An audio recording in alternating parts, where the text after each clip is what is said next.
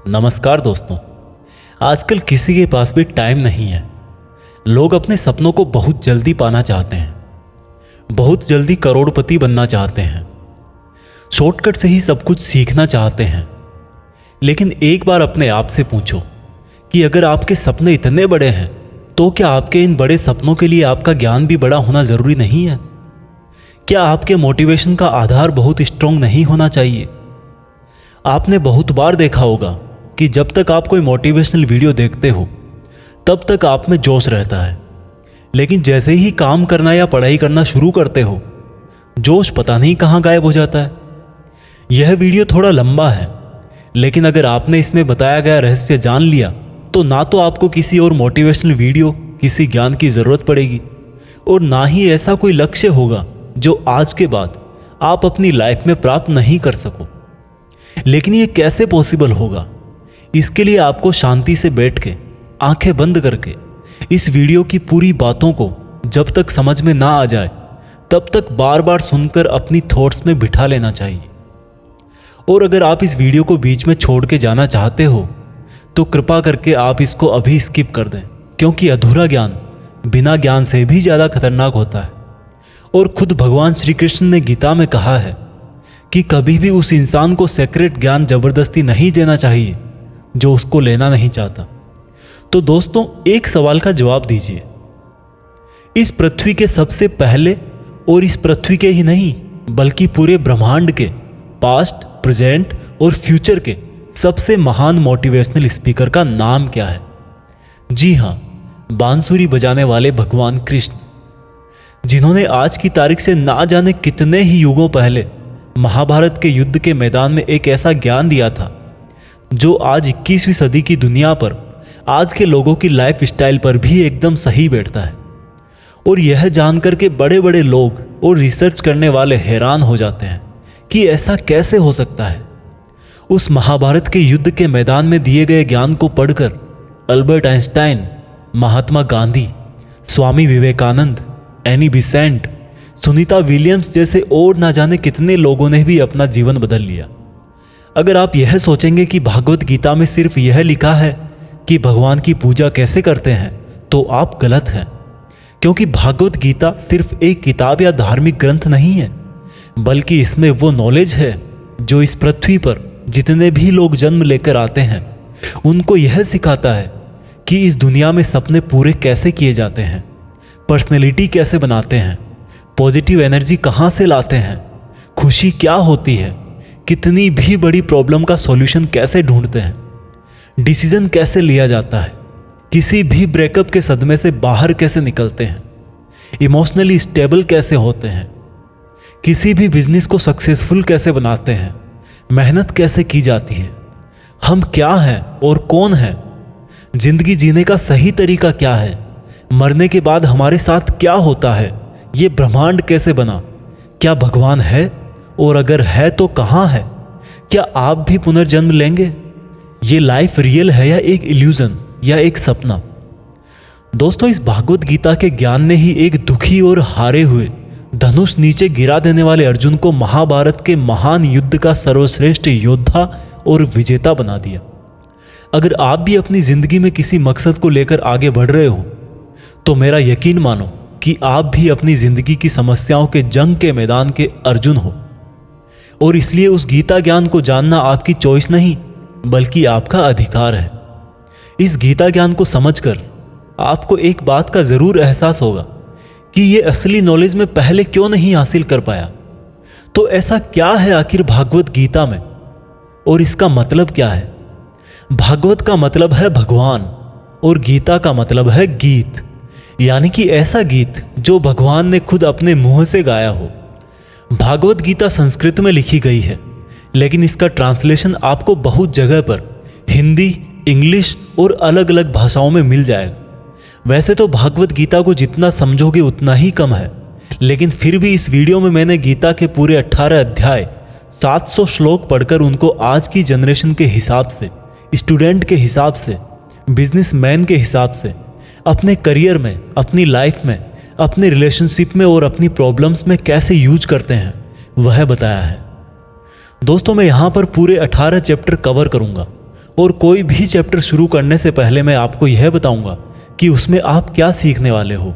फिर उस चैप्टर को शॉर्ट में समझाऊंगा और उसके बाद उससे सीखने वाली चीज़ों को डिटेल में समझाऊंगा।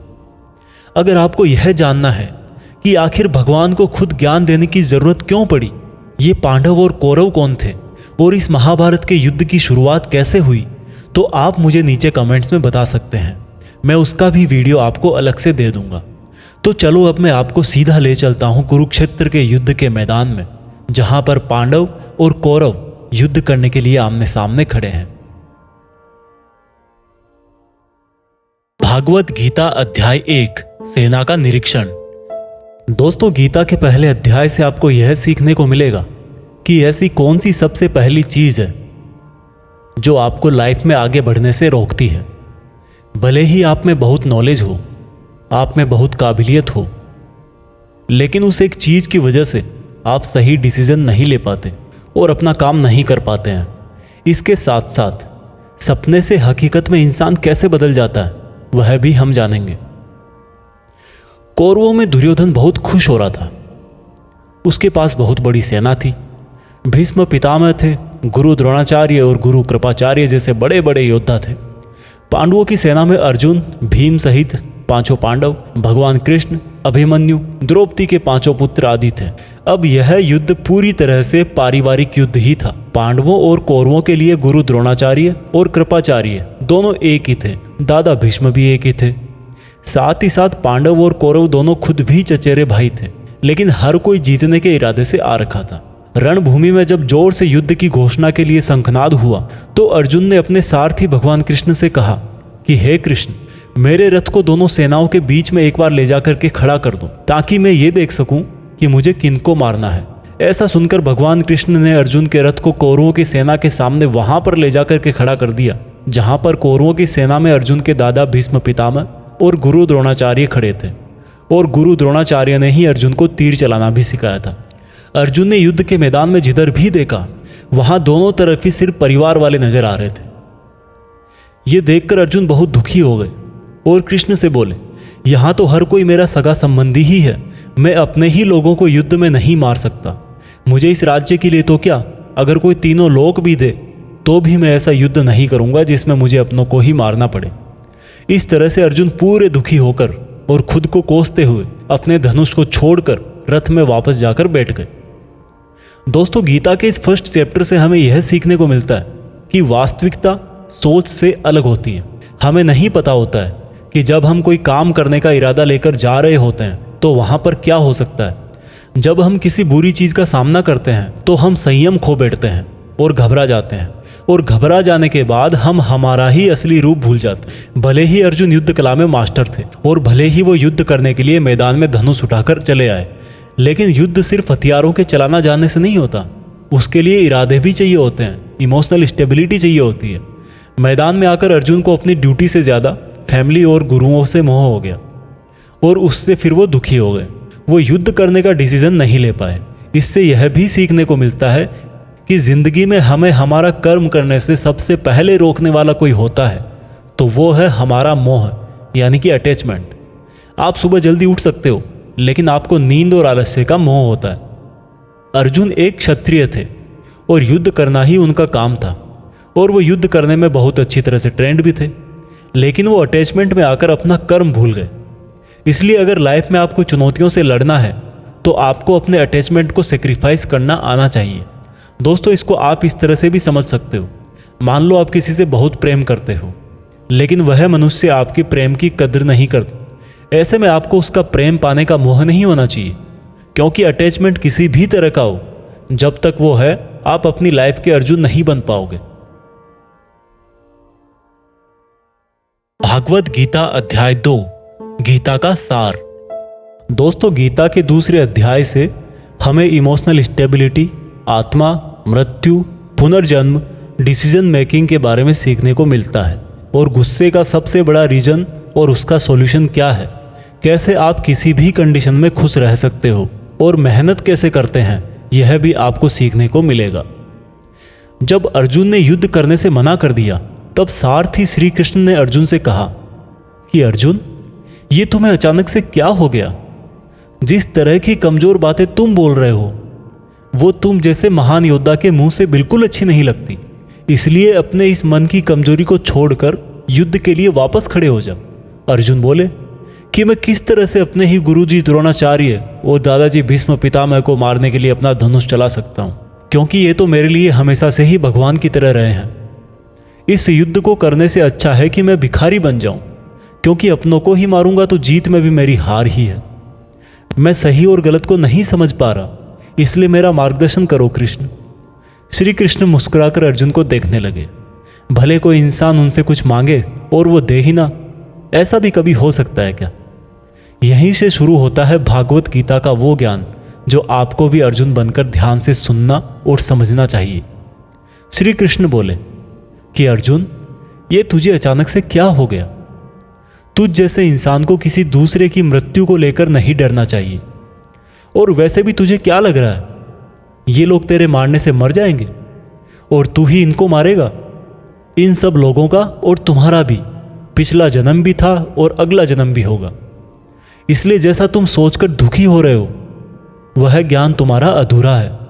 और रही बात इनकी मृत्यु का तुझे पाप लगने की, तो ये समझ ले, इनको मारने वाला तू नहीं बल्कि मैं हूं।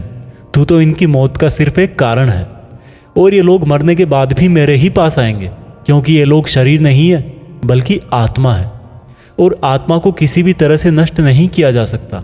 आत्मा तो अगले जन्म के लिए इस शरीर को उसी तरह से छोड़ देती है जिस प्रकार से तुम अपने पुराने कपड़े बदलकर नए पहनते हो।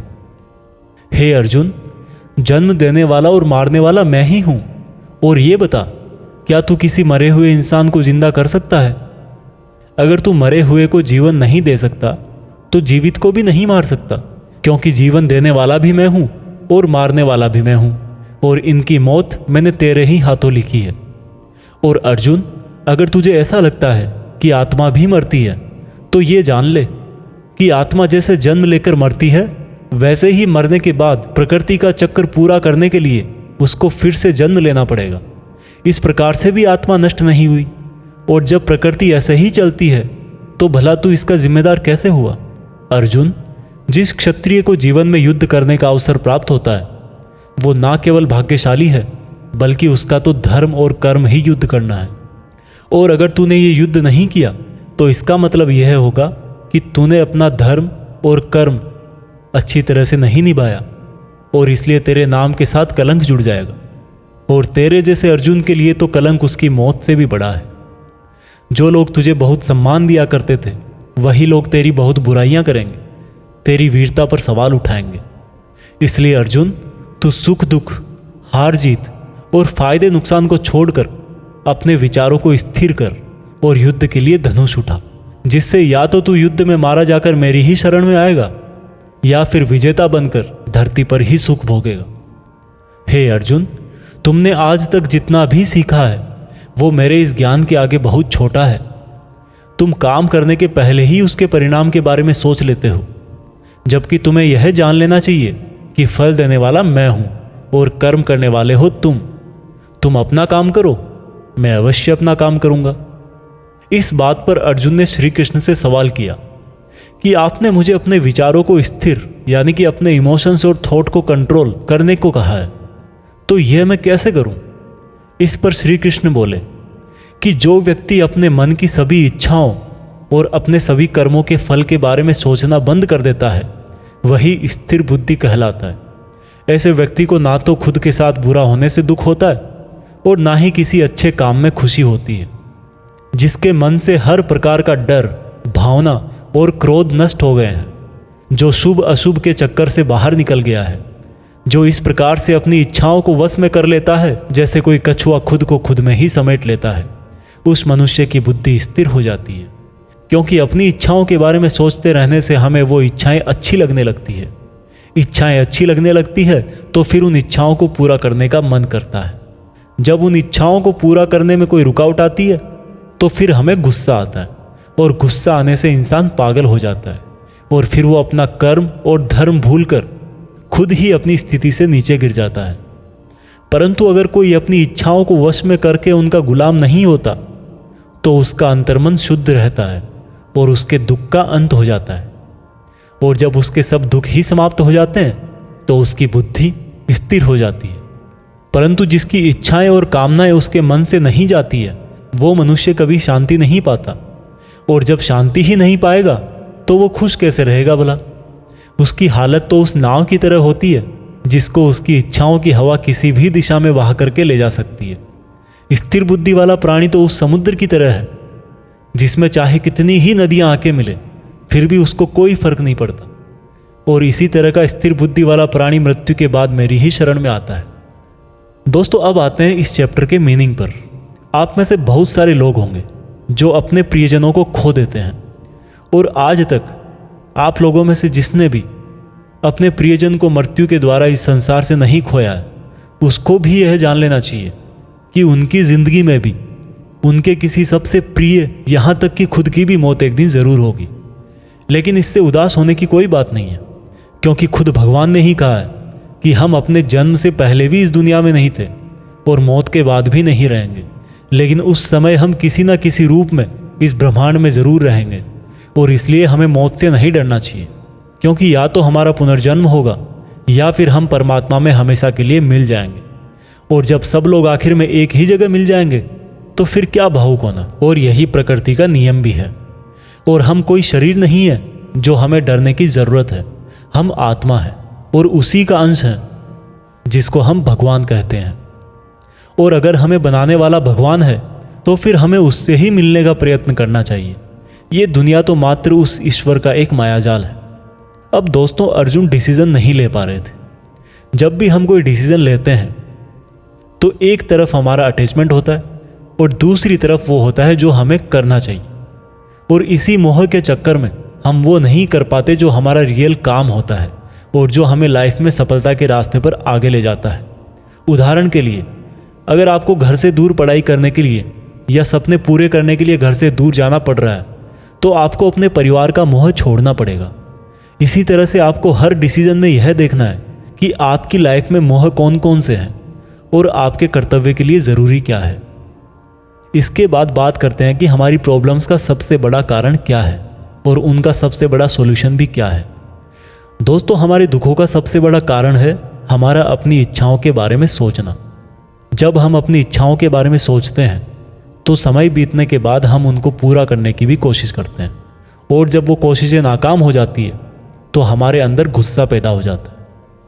और गुस्सा ऐसी चीज़ है जिसको अगर किसी ने शरीर छोड़ने के पहले नहीं छोड़ा तो कभी आप अपने जीते जी खुश नहीं रह पाओगे। आप हमेशा अपने आप को समस्याओं से घिरा हुआ ही पाओगे, क्योंकि ये दुनिया तो सिर्फ आपका ही रिफ्लेक्शन है।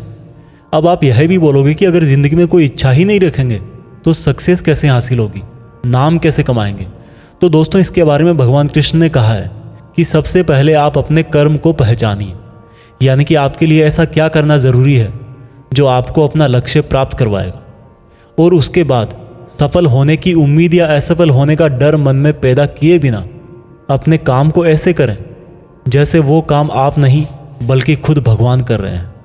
और इस तरह से आपकी हिम्मत कभी नहीं टूटेगी, क्योंकि आपको यह लगेगा कि ये काम मैं नहीं बल्कि मेहनत भगवान कर रहे हैं। और इस तरह से आपकी हिम्मत कभी नहीं टूटेगी, क्योंकि आपको यह लगेगा ही नहीं कि आप मेहनत कर रहे हो। भागवत गीता अध्याय 3 कर्म योग। दोस्तों, अब गीता के 3rd चैप्टर में हम जानेंगे कि ऐसी कौन सी 2 चीज़ें हैं जो आपको इस दुनिया में कुछ भी हासिल करके दे सकती है। इसमें यह भी जानेंगे कि हम क्या हैं और हमारे अपने मन को अपने काबू में करके अपनी सभी गंदी आदतें कैसे छोड़ें और अपनी मनचाही मंजिल कैसे प्राप्त करें। अर्जुन बोले, हे कृष्ण, आपकी बातें सुन के ऐसा लग रहा है कि जैसे ज्ञान कर्म से ज़्यादा सही है, लेकिन आप तो मुझे सन्यासी बनने की जगह युद्ध करने के लिए बोल रहे हो। तो आप ये बताइए कि मैं ज्ञान का रास्ता अपनाकर सन्यासी बनूं या कर्म का रास्ता अपनाकर युद्ध लड़ूं। सुनकर कृष्ण बोले, इस संसार में मैंने खुद ने ही 2 तरह के योग बनाए हैं। योग मतलब ऐसा रास्ता जिससे हम अपना जीवन सफल बनाते हैं। उनमें से एक है ज्ञान योग और दूसरा है कर्म योग। और अर्जुन, तुम एक मनुष्य हो, तुम चाह करके भी अपने शरीर के कर्मों को पूरी तरह से नहीं छोड़ सकते। उदाहरण के लिए, तुम्हें हर पल सांस तो लेना ही पड़ेगा। अगर पेट है तो खाना तो पड़ेगा ही। और अगर तुम इन सब को किसी भी शक्ति से रोकना भी चाहोगे तो क्या निश्चित है कि तुम अपनी इच्छाओं के बारे में नहीं सोचोगे। कहने का मतलब है तुमसे जाने अनजाने में कर्म तो हो ही जाएगा, क्योंकि तुम मनुष्य हो और तुम तो वैसे क्षत्रिय हो तो तुम अपने धर्म से भी बंधे हो। इसलिए तुम्हारे लिए संन्यास के रास्ते की जगह कर्म का रास्ता ज़्यादा सही है। मतलब ज्ञान योग या सांख्य योग की जगह कर्म योग ज़्यादा सही है। इसलिए तुम यह सोचकर कि यह काम तुम नहीं कर रहे हो बल्कि प्रकृति का गुलाम होकर तुम्हारा शरीर कर रहा है, फल की इच्छा किए बिना अपना कर्म योग करो। क्योंकि अगर तुम अपने आप को खुद के कर्म का कर्ता यानी करने वाला नहीं मानोगे तो मैं तुम्हारा कर्ता बनूंगा, और जब मैं तुम्हारा कर्ता बनूंगा तो तुम्हें बिना मांगे ही वो सब सुविधाएं, सुख और राज्य दे दूंगा जिसकी तुम्हें ज़रूरत होगी। बिना मेहनत किए ही सुख सुविधाओं और राज्य का भोग किया तो तुम एक चोर कहलाओगे और तुम कभी परमात्मा यानी कि मुझसे नहीं मिल पाओगे। जिस तरह से महान लोग खाने के लिए नहीं बल्कि जीने के लिए खाते हैं, उसी तरह से तुम भी परिणाम के लिए नहीं बल्कि कल्याण के लिए युद्ध करो। हे अर्जुन, तुम मनुष्यों में सबसे बड़े हो, इसलिए जैसा तुम करोगे ठीक वैसा ही तुम्हारी संतान या आने वाली दुनिया करेगी। अर्जुन, अब तू मुझको ही देख ले, मैं तो भगवान हूँ, मुझे भला किसी काम को करने की ज़रूरत क्या है। पर मैं इसलिए अपना कर्म करता हूँ क्योंकि मनुष्य की आत्मा मेरा ही छोटा सा अंश है, और जैसा मैं करूँगा वैसा ही फिर मनुष्य करेगा, और इस तरह से तो पूरी सृष्टि ही नष्ट हो जाएगी। कोई अगर तुम्हारा साथ भी ना दे या तुम्हारी आलोचना भी करे तो तुम उनको बिना कुछ कहे सिर्फ अपना कर्म करते जाओ, और ऐसा करने पर वह मनुष्य भी कुछ समय बाद तुम्हारे जैसा ही करने लग जाएगा। जो व्यक्ति यह सोचता है कि वह कर्म खुद करता है, उससे बड़ा मूर्ख और दुखी इस दुनिया में और कोई नहीं है, और ज्ञानी लोगों के द्वारा ऐसे मूर्खों को कभी नहीं छेड़ा जाना चाहिए। इसलिए अर्जुन, तू भी अपने आप को इस कर्म के बंधन में ना बांधकर बिना किसी आशा के, दया के और पछतावे के अपना युद्ध कर। अर्जुन, खुद का धर्म और कर्म दूसरों के धर्म और कर्म से ज़्यादा अच्छा समझा जाना चाहिए। भले ही हमारे खुद के धर्म में और कर्म के पालन करने में कोई कमी रह जाए। अर्जुन ने फिर सवाल किया कि अगर मनुष्य उसी परमात्मा का अंश है तो उससे गलतियां क्यों हो जाती है और वो बुरे काम क्यों करता है। भगवान श्री कृष्ण बोले कि मनुष्य शरीर भोग विलास करना चाहता है क्योंकि उसकी प्रकृति वैसी ही है। इसलिए अगर उसकी इच्छा पूरी नहीं होती तो उसको क्रोध आता है, और जिस तरह धुएं की वजह से आग दिखाई नहीं देती, उसी तरह से काम और क्रोध की वजह से मनुष्यों को अपना धर्म, कर्म और परमात्मा दिखाई नहीं देते, और इसी वजह से क्रोध और कामनाओं में आकर मनुष्य अपनी इंद्रियों और मन पर नियंत्रण खो देता है और ना चाहते हुए भी बुरे काम और गलतियां कर बैठता है। अर्जुन, तू हमेशा याद रखना, इस शरीर से ज़्यादा शक्तिशाली है इसकी इंद्रियां, इंद्रियों से ज़्यादा शक्तिशाली है मन, मन से शक्तिशाली है बुद्धि, और बुद्धि से ज़्यादा शक्तिशाली हो तुम यानी कि तुम आत्मा। इसलिए अर्जुन, तू अपनी आत्मा से अपनी बुद्धि को वश में कर। बुद्धि मन को वश में करेगी, मन इंद्रियों को वश में करेगा, और इंद्रियां शरीर को यानी कि तुम्हारे बुरे कर्मों को। दोस्तों, अब श्री कृष्ण की कही गई बातों को हम आज की लाइफ के हिसाब से समझते हैं। देखो, इस दुनिया में रिजल्ट दो ही चीज़ों से आते हैं, ज्ञान और कर्म, मीन्स नॉलेज और एक्शन, लेकिन दोनों अलग अलग हैं। आज की दुनिया में हम दोनों चीज़ों को आपस में रिलेट करके देखेंगे। हमारे लिए नॉलेज भी उतना ही ज़रूरी है जितना एक्शन। नॉलेज का मतलब यह नहीं है कि आप सिर्फ एग्ज़ाम पास करने के लिए सिलेबस को रटते हो, बल्कि नॉलेज का मतलब यह है कि आप सबसे पहले ये जानो कि आपके गोल्स क्या हैं, आपकी कैपेबिलिटीज़ और आपके इश्यूज़ क्या क्या हैं, और इन सब को मिलाकर गोल्स तक पहुंचने की आपकी प्लानिंग क्या है। ये है आपका नॉलेज यानी कि ज्ञान योग। इसके अलावा आपको एक और चीज़ जाननी चाहिए कि मेरे भाई, आप शरीर नहीं हो, आप एक आत्मा हो। आपकी आत्मा यानी आप खुद अपने इमोशंस, अपनी थॉट्स और अपनी एक्टिविटीज़ से बहुत ऊपर हो, और अगर आप ऐसा सोचोगे तो मैं दावे के साथ कह सकता हूँ आप 99% नहीं बल्कि 100% अपनी प्रॉब्लम से ऊपर उठ जाओगे।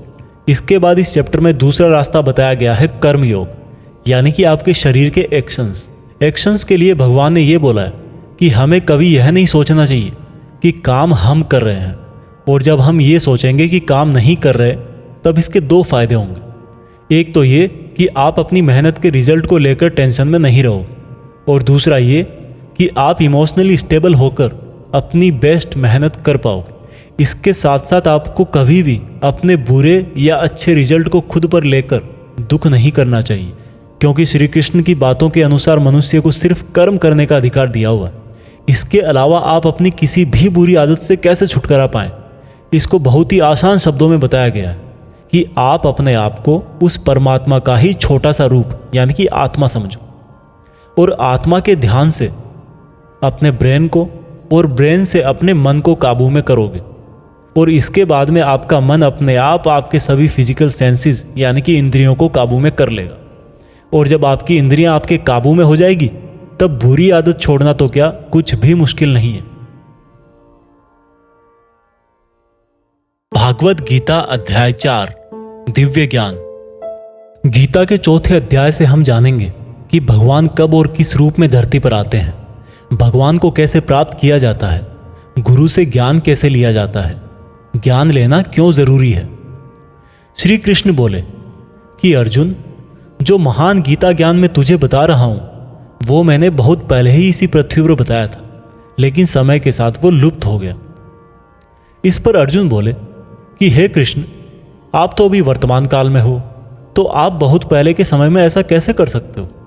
श्री कृष्ण बोले कि अर्जुन, तुझे नहीं पता कि तेरे और मेरे कितने जन्म हो चुके हैं। जब जब इस संसार में धर्म का नाश होता है तब तब मैं अधर्म का नाश करने इस धरती पर मानव रूप में आता हूँ और कर्म करके अपना शरीर यहीं छोड़कर वापस चला जाता हूँ। जिस तरह से कोई शिष्य मुझे बहुत प्रेम करता है उसी प्रकार से मैं भी अपने शिष्यों से बहुत प्रेम करता हूँ। मैंने भले ही इस संसार को बनाया है, लेकिन मैं फिर भी यह नहीं सोचता कि यह मैंने बनाया है। इसलिए मनुष्य को भी कर्म करते समय यह नहीं सोचना चाहिए कि मैं कर रहा हूं। जो मनुष्य किसी भी कर्म के फल और सुख दुख से परे होकर कर्म करता है वही सबसे अच्छा है। जिसको अपने शरीर पर कोई घमंड नहीं होता, उसको वश में रखता है, वही मनुष्यों में सबसे ऊंचा है। और अर्जुन, जो मनुष्य इस धरती में खुश नहीं रह पाता वो परलोक में भी खुश नहीं होता। इसलिए किसी भी मनुष्य को अपने गुरु को पहचान कर, अपनी इंद्रियों को जीत कर, अपना लालच छोड़कर उनकी सेवा करके उनसे वह ज्ञान सीखना चाहिए जिससे बड़े बड़े पापी भी मेरी शरण में आ जाते हैं। जिस तरह से आग सूखी लकड़ियों को जला देती है, उसी तरह से गुरु से सीखा हुआ ज्ञान भी हर अज्ञान को मिटा देता है। हमेशा कर्म करने वाला और हमेशा मुझ में श्रद्धा रखने वाला ही मुझको प्राप्त कर पाता है। इसलिए जिसने भी कर्म योग से सभी कर्मों को और खुद को अकर्ता मानते हुए परमात्मा को अर्पण कर दिए हैं, ऐसे मनुष्य को उसके कर्म कभी नहीं बांधते। इसलिए अर्जुन, तू भी मेरे इस दिए हुए ज्ञान से यह समझ कि कर्म तू नहीं बल्कि मैं कर रहा हूं। दोस्तों, इस चौथे चैप्टर में यह साफ कहा गया है कि जब भी धरती पर मानवता का नाश होता है और नेगेटिव एनर्जी लोगों में ज़्यादा होती है, तब भगवान किसी भी रूप में आकर धर्म को फिर से स्थापित करते हैं। इसमें यह भी बताया गया है कि अगर किसी से आपको कुछ सीखना है तो सबसे पहले आपके मन में उसके प्रति रेस्पेक्ट होनी चाहिए, कोई लालच नहीं होना चाहिए और बुरी भावना भी नहीं होनी चाहिए। और ये नॉलेज लेना और सीखना हमारे लिए ज़रूरी क्यों है? क्योंकि हम चाहे किसी भी फील्ड में हो, ऑब्वियस सी बात है कि हमें उस फील्ड के गुरुओं से ज्ञान तो लेना ही पड़ेगा। और ज्ञान ऐसा तरीका है जो इस लाइफ में आपके टारगेट से और उस लाइफ में आपके परमात्मा से मिला सकता है। भागवत गीता अध्याय 5 कर्म संन्यास योग। भागवत गीता के 5वें चैप्टर में हम जानेंगे कि अपने गोल्स को कैसे प्राप्त किया जाता है और किस तरह से हमारा शरीर हमको आलस में बांधने की कोशिश करता है। अर्जुन बोले, हे श्री कृष्ण, मैं अभी भी यह नहीं समझ पा रहा हूं कि मेरे लिए कर्म ज्यादा अच्छा है या कर्मों से संन्यास। श्री कृष्ण बोले, देखो अर्जुन, भले ही संन्यास और कर्म दो अलग अलग रास्ते हों, लेकिन दोनों की मंजिल एक ही है और वो है भगवान। जो व्यक्ति अपने मन को भटकने नहीं देता, जो कर्म करके भी यह समझता है कि कर्म उसने नहीं बल्कि परमात्मा ने किया है, और जो सभी जीव जंतुओं को उसी परमात्मा का हिस्सा मानता है, वह मनुष्य मरने के बाद परमात्मा में ही मिल जाता है। महान पुरुष अपना हर काम खुद के विचारों को साफ करने और दूसरों का कल्याण करने के लिए ही करते हैं। परमात्मा कभी भी मनुष्यों को बुरा काम करने के लिए नहीं उकसाता, बल्कि लोग खुद ही अपने क्रोध और मोह में आकर बुरे कर्मों के साथ साथ उनके फलों का भी निर्माण करते हैं। मैं तो बस उनका फल उन्हीं को वापस देता हूं। इस शरीर को चाहे कितना ही सुख दे दो, उसकी इच्छाएं तब भी पूरी नहीं होती। इसलिए अर्जुन, तेरे जैसे बुद्धिमान व्यक्ति को शरीर की इच्छाओं में मन नहीं लगाना चाहिए। इस संसार का असली योगी तो वो है जिसने अपने शरीर का नाश होने से पहले अपने क्रोध का नाश कर लिया हो, जो संपूर्ण प्राणियों का हित करता है, जिसका मन किसी भी कर्म में नहीं बंधता और जो अपने भटकते हुए मन को एक जगह केंद्रित करके परमात्मा को याद करता है, वही व्यक्ति सुखी भी है और परमेश्वर सहित सबका प्यारा भी। हे अर्जुन, ये इंद्रियां, मन, बुद्धि, इच्छा, आशा, डर और क्रोध ही तेरे दुश्मन हैं। इनका त्याग कर। दोस्तों, हमारी बॉडी यानी कि शरीर हमेशा रिलैक्स रहना चाहता है, क्योंकि बाय नेचर शरीर एक निर्जीव चीज ही है अगर उसमें आत्मा ना हो तो। लेकिन हम यह सोच लेते हैं कि मैं तो शरीर हूँ, ये मेरी आंखें हैं, ये मेरे हाथ हैं और अब मेरा शरीर मुझे सोने के लिए बोल रहा है। तो इसका मतलब यह है कि आपका शरीर आपकी बुद्धि पर भारी पड़ चुका है। इसलिए आपको यह समझना होगा कि आप आत्मा हो और इस शरीर को आप अपनी बुद्धि से जिस तरह चलाना चाहोगे वह वैसा ही चलेगा। दोस्तों, जो रास्ते भागवत गीता में बताए जा रहे हैं वह मनुष्य को परमात्मा से मिला देते हैं। और अगर आप इन सब बातों को अपनी लाइफ में उतारोगे तो आप अपने सपनों को तो आसानी से हासिल कर ही लोगे। जैसे कि कहा गया है कि भगवान की प्राप्ति के लिए मन को वश में करना बहुत ज़रूरी है, ठीक उसी प्रकार से आपको अपनी लाइफ में भी मंजिल हासिल करने के लिए मन को वश में करना बहुत ज़रूरी है। भागवत गीता अध्याय 6 ध्यान योग। भागवत गीता के 6ठे अध्याय में हम जानेंगे कि एक योगी क्या होता है और योगी कैसे बनते हैं। यानी कि आज की लाइफ में बोले तो वह इंसान जो अपनी लाइफ में कुछ बड़ा करना चाहता है। इसके साथ साथ हम यह भी जानेंगे कि क्या होगा अगर आपने इस जीवन में बहुत मेहनत करी लेकिन फिर भी आपकी डेथ होने से पहले आपका सपना पूरा नहीं हुआ। श्री कृष्ण बोले, केवल अपने सांसारिक कर्मों को त्यागने वाला ही योगी नहीं होता, बल्कि जो व्यक्ति करने योग्य सब काम को करता हुआ उनके फल का लालच नहीं करता वही असली योगी कहलाता है। जो व्यक्ति अपने मन को जीत लेता है तो उसके लिए इस संसार में और कुछ भी जीतना जरूरी नहीं होता, और जिसका मन इधर उधर भटकता रहता है उसके लिए इस संसार में कुछ भी पाना आसान नहीं होता, क्योंकि हमारा गुलाम मन हमारा मित्र होता है और अगर हम उसके गुलाम बन जाते हैं तो वो हमारा सबसे बड़ा शत्रु बन जाता है। जो व्यक्ति अपने मन के और संसार के किसी भी विचार, वासना या वस्तु से मोहित नहीं होता और जो मित्र, दुश्मन, महात्मा, पापी, जीव जंतु आदि के प्रति समान दया भाव रखता है, वही योगी की असली निशानी होती है अर्जुन। और जब इस तरह का योगी भाव आने लगे तो बिना किसी आशा के, बिना किसी भय के अपने मन को मित्र बनाकर मेरा ध्यान करना चाहिए। ऐसा योगी नींद और भोजन भी उतना ही करता है जितना आवश्यक हो। ऐसा योगी उसी तरह से अपने वचन पर स्थिर रहता है जैसे पूरी तरह रुकी हुई हवा में दीपक की लौ होती है। जब जब भी उसका मन भटके तब तब उसको उस इच्छा को वश में करके फिर से मन को केंद्रित करना चाहिए। और जब योगी इस संपूर्ण ध्यान की अवस्था में आ जाता है तो बड़े से बड़ा दुख भी उसको उसके स्थान से नीचे नहीं गिरा सकता। अर्जुन ने कहा, मगर हे कृष्ण, यह मन बहुत ही चंचल और हठीला है। इसको एक जगह पर रोकना हवा को एक जगह पर रोकने की तरह बहुत मुश्किल है। श्री कृष्ण बोले, हाँ, यह सत्य है कि मन को वश में करना बहुत कठिन है, लेकिन यह भी जान लो कि बार बार योगाभ्यास और आत्मविश्वास से असंभव को संभव बनाया जा सकता है। अर्जुन ने फिर पूछा कि हे कृष्ण, अगर कोई योगी इस तरह से ध्यान केंद्रित करके योग करे, लेकिन अगर अंतिम समय में किसी कारणवश उसका मन भागने लगे तो क्या उसकी पूरी मेहनत शून्य हो जाएगी? श्री कृष्ण बोले, नहीं अर्जुन, निरंतर परमात्मा की तरफ बढ़ना हर आत्मा का अधिकार है। अगर किसी कारणवश वह योगी आत्मा योग की राह से विचलित भी हो जाती है तो भी उसको योग भ्रष्ट पुण्य पुरुषों के लोक में कई वर्ष सुख और आनंद मिल जाता है, और वहां पर वह ध्यान भ्रष्ट योगी भी सुख में समय बिताकर फिर से किसी पुण्यात्मा के परिवार में जन्म ले लेता है। और इस तरह से उस आत्मा की यात्रा वहीं से शुरू हो जाती है जहां पर उसने पिछले जन्म में समाप्त करी थी, और इस प्रकार से उसे एक नया रूप, नया जीवन परमात्मा से मिलन के प्रयत्न के लिए फिर से मिल जाता है। अर्थात उसका पिछले जीवन में किया गया योग बेकार नहीं जाता, लेकिन लगातार प्रयत्न करने वाला योगी इसी जन्म में अपने जीवन चक्र से मुक्त होकर परमात्मा में विलीन हो जाता है। एक योगी तपस्वियों और विद्वानों से भी श्रेष्ठ है।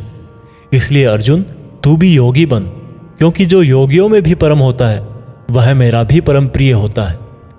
दोस्तों, हर वो इंसान जिसकी आंखों में कुछ बड़ा करने का सपना है, उसको अर्जुन की तरह ही एक योगी बनना चाहिए। योगी वो इंसान है जो पूरी तरह से इमोशनली बैलेंस्ड है, न्यूट्रल है, जो दूसरों की बातें माइंड नहीं करता और हमेशा अपने टारगेट को पूरा करने के लिए मेहनत करता है। लेकिन दोस्तों, जिंदगी का किसको पता, भगवान ना करे कि ऐसा हो कि कोई इंसान उसके सपने पूरे होने से पहले ही मर जाए, तो उसकी तो मेहनत किसी काम की ना रही और सपने सपने ही रह गए।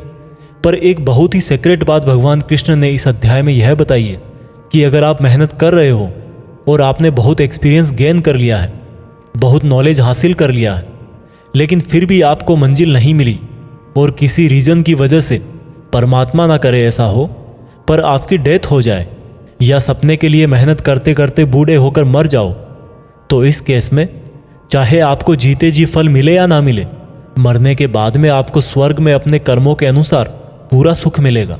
और जब आपके अच्छे कर्मों का बैलेंस खत्म हो जाएगा तो आप फिर से धरती पर जन्म लेकर आओगे और बाय नेचर आप ऐसे माहौल या घर में जन्म लोगे जिसमें आपको पिछले जन्म के ज्ञान वाला लेवल नेचुरली ही मिल जाएगा और आपको उसके आगे की मेहनत करने के लिए फिर से एक पूरी नई जिंदगी मिल जाएगी।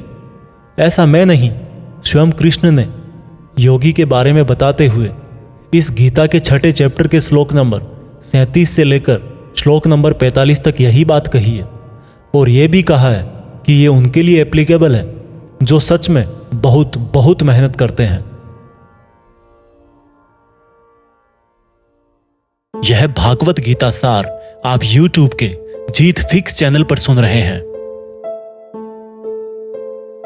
भागवत गीता अध्याय 7 भगवान का ज्ञान। भागवत गीता के 7वें चैप्टर में बताया गया है कि ईश्वर किस तरह से इस संसार को चलाते हैं, ईश्वर को कौन से भक्त बहुत अच्छे लगते हैं, इंसान भगवान को क्यों नहीं जान पाता है। भगवान कृष्ण बोलते हैं कि हे अर्जुन, अब मैं तुझे वो बातें बताने वाला हूं जिनको जानकर तुझे इस संसार में दूसरा कोई सा भी ज्ञान जानने की जरूरत नहीं पड़ेगी। हजारों लोगों में से कोई एक मुझे प्राप्त करने की कोशिश करता है और ऐसे हजारों कोशिश करने वालों में से कोई एक ही मुझे बहुत समर्पण के साथ प्रेम करता है। मेरे 2 रूप हैं, एक जड़ रूप यानी कि जिसमें पृथ्वी, अग्नि, जल, वायु और आकाश के साथ साथ मन, बुद्धि और अहंकार है। वहीं दूसरा चेतन रूप जिसमें इस सृष्टि का चक्र है। समय को भी मैं ही चलाता हूं। जल, सूरज, चंद्रमा, ओमकार में मैं ही हूं। पृथ्वी की सभी पवित्र गंध, अग्नि और बुद्धिजीवियों का तेज, तपस्वियों का तप, धर्मों का पवित्र कर्म, बलवानों का बल और अलग अलग समय कालों का बीज भी मैं ही हूं। इस संसार के लोग सांसारिक गुणों के गुलाम हैं, इसलिए मुझे नहीं जान पाते और वास्तव में तो ये सांसारिक गुण भी मेरी ही माया है। मगर जो मनुष्य इस मेरे ही माया जाल को तोड़ देता है वो मेरा हो जाता है। माया जाल में फंसे हुए मूर्ख लोग मेरी शरण में नहीं आ पाते हैं। कोई भी भक्त 4 तरह से मेरी पूजा करता है, कोई प्राप्ति चाहने वाला, कोई दुख के संकट में याद करने वाला, मुझे जानने की इच्छा रखने वाला या फिर मुझे पहले से ही जानने वाला। लेकिन इनमें से मुझे अत्यंत प्रेम करने वाला ज्ञानी बहुत पसंद है। ये चारों ही तरह के भक्त दयावान होते हैं, लेकिन ज्ञानी पुरुष तो मानो जैसे मेरा ही रूप हो। और ज्ञानियों में भी जो व्यक्ति मुझे बहुत सारे जन्मों से मानता आया है वो मृत्यु के पश्चात मुझ में ही समा जाता है। जो लोग किसी इच्छा पूर्ति के लिए अगर किसी देवता की भक्ति करते हैं तो मैं उन भक्तों की आस्था उन्हीं देवताओं में स्थिर कर देता हूँ और वो भक्त उन्हीं देवताओं को प्राप्त हो जाते हैं। लेकिन यह फल ज़्यादा समय तक नहीं चलता और अगर कोई भक्त अगर किसी भी प्रकार से मेरी ही पूजा करता है तो उसे मैं अपना ही बना लेता हूँ। जो मूर्ख मुझे जन्म लेने और मरने वाला मानते हैं वो मुझे प्राप्त नहीं कर पाते। मैं भूतकाल, वर्तमान और भविष्य को पूरा जानता हूँ, जबकि श्रद्धा रहित लोग मुझे भी नहीं जान पाते। जो भक्त इस सांसारिक मोह और माया को छोड़कर श्रेष्ठ कर्मों का आचरण करके मेरी भक्ति करते हैं वो इस मृत्यु से मुक्त होकर मुझ में ही समा जाते हैं। तो दोस्तों, आज के समय के हिसाब से इस चैप्टर का मतलब आप इस तरह से निकाल सकते हैं। जब आप अपनी लाइफ में कोई टारगेट सेट करते हो तो आप टाइम बीतने के बाद टारगेट को भूलने लगते हो, क्योंकि डिस्ट्रैक्शंस बहुत सारे होते हैं। जैसा श्री कृष्ण ने बताया कि मायाजाल में फंसा हुआ व्यक्ति भगवान को भूल जाता है, ठीक वैसे ही कई बार बहुत मेहनत करने वाला व्यक्ति भी राह से भटक जाता है और सोचने लगता है कि ये टारगेट वारगेट सब बेकार है, लाइफ के मजे लो, कल को पता नहीं रहूं या ना रहूं। और इस तरह के लोगों को गीता में मूर्ख कहा गया है, जो इतना भी नहीं जानते कि ये डिस्ट्रैक्शन तो खुद मेहनत करने वालों को आजमाते हैं कि ये इंसान उसमें उलझ के रह जाएगा या इसको पार कर जाएगा। और इस तरह से लगातार बिना भटके जो हार्डवर्क करता है उसी को सक्सेस मिलती है।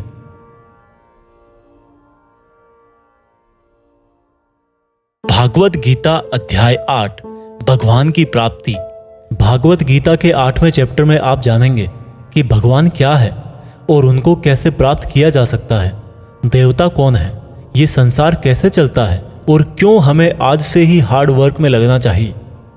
अर्जुन बोले, हे कृष्ण, ये परम ब्रह्म क्या है, आध्यात्म क्या है, कर्म क्या है, ये संसार क्या है और ये देवता कौन है, इस संसार का फैसला कौन करता है और कोई योगी आपको कैसे पहचानता है।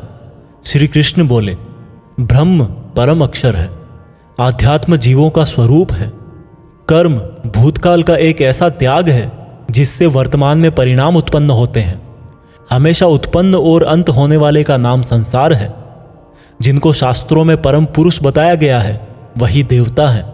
इस संसार का फैसला करने वाला मैं ही हूँ, और जो भी पुरुष अपने अंतकाल में जिस जिस भाव को याद करता हुआ और अपने ध्यान को भ्रकुटी में केंद्रित करके शरीर छोड़ता है तो वह उसी भाव को प्राप्त होता है। इसलिए मेरा स्मरण करने वाले सदैव मेरे पास ही आते हैं। इसलिए अर्जुन, तू भी मुझ में ही ध्यान रख के युद्ध कर, जिससे कि तू मुझे ही प्राप्त होगा।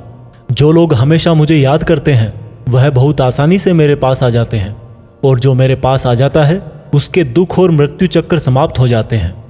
ब्रह्मा का एक दिन 1000 युगों का होता है और एक रात भी 1000 युगों की होती है। ब्रह्मा के दिन की सुबह में ही संपूर्ण संसार का निर्माण होता है और रात के आरंभ में ही वह संसार फिर से ब्रह्मा में समा जाता है, और हर दिन ऐसा ही चक्र चलता रहता है। लेकिन जो मेरे भक्त होते हैं वो जल्दी ही इस चक्र से मुक्त हो जाते हैं। अर्जुन, अब मैं तुम्हें वह 2 रास्ते बताऊंगा जिनसे होते हुए ही लोग या तो परम गति को प्राप्त होते हैं या फिर इस संसार में वापस आते हैं। जब सूर्य का प्रकाश रहता है, शुक्ल पक्ष होता है और सूर्य उत्तरायण में होता है, तब शरीर छोड़ने वाले कर्मयोगी मेरे पास हमेशा के लिए आ जाते हैं। जब रात्रि होती है, कृष्ण पक्ष होता है और सूर्य दक्षिणायन में होता है, उस वक्त पर कर्मयोगी शरीर त्याग कर परलोक में बहुत समय तक तरह तरह के आनंद सुख भोग करके वापस जन्म लेते हैं। केवल एक योगी ही इस रहस्य को जानकर सब कर्मों के फलों का मोह छोड़कर परम ब्रह्म को प्राप्त होता है। दोस्तों, इस चैप्टर का आप आजकल की लाइफ के लिए इस तरह से मीनिंग निकाल सकते हो, कोई भी वो मंजिल जिस पर आप हमेशा के लिए अपना नाम दुनिया के सामने लिखना चाहते हो, उसके लिए आपको बहुत हार्ड वर्क करना पड़ेगा। क्योंकि जैसा श्री कृष्ण ने बताया कि ये संसार का चक्र बहुत बड़ा है और लोग आते रहते हैं और लोग जाते रहते हैं, लेकिन जिन लोगों को अपनी लाइफ में कुछ ऐसा करना है जिसकी वजह से उनका नाम हमेशा के लिए दुनिया में हो जाए, उन लोगों को ज्ञान योगी और कर्मयोगी बनना पड़ेगा। ब्रह्मा का जो एक दिन है उसका मतलब है कि ये यूनिवर्स बहुत पहले से है और बहुत आगे तक चलेगा, और इंसान की लाइफ उस यूनिवर्स के सामने बहुत बहुत छोटी है। इसलिए ऐसा ना हो कि आप लाइफ में सिर्फ सपने सजो के बैठ जाओ और ब्रह्मा जी की शाम हो जाए। भागवत गीता अध्याय 9 अत्यंत गुप्त ज्ञान। भागवत गीता के 9th चैप्टर में हम जानेंगे कि जब हम अलग अलग देवताओं की पूजा करते हैं तो उससे क्या होता है। इसी को हम प्रैक्टिकल लाइफ में लाकर भी जानेंगे। श्री कृष्ण बोले कि हे अर्जुन, अब मैं तुझे बहुत ही गुप्त और बड़ा ज्ञान देने वाला हूँ। वह मनुष्य जो मुझ में श्रद्धा नहीं रखते, वह इस संसार में बार बार दुख भोगने के लिए आते रहते हैं और जाते रहते हैं। मैं ही इस संसार को बार बार बनाता हूँ और मिटाता हूँ। मैं ही मनुष्यों को उनके कर्मों के अनुसार फल देता हूँ, पुनर्जन्म देता हूँ। लेकिन मुझे मेरे काम का बिल्कुल भी मोह और अहंकार नहीं है। मैं यह कर्म करते हुए भी इस कर्म के बंधन में नहीं बंधता। सब कुछ करके भी मैं नहीं मानता कि मैं कुछ करता हूँ। मेरी माया जाल में फंसने वाले और मुझे नहीं समझने वाले मूर्ख लोग और बेकार की आशा और बेकार काम करने वाले लोग हमेशा इसी संसार में फंसे रह जाते हैं।